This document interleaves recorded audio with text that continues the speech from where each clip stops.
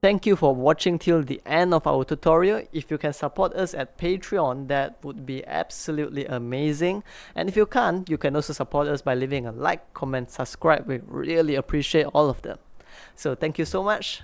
I wish you to have a great day ahead and have a beautiful life ahead.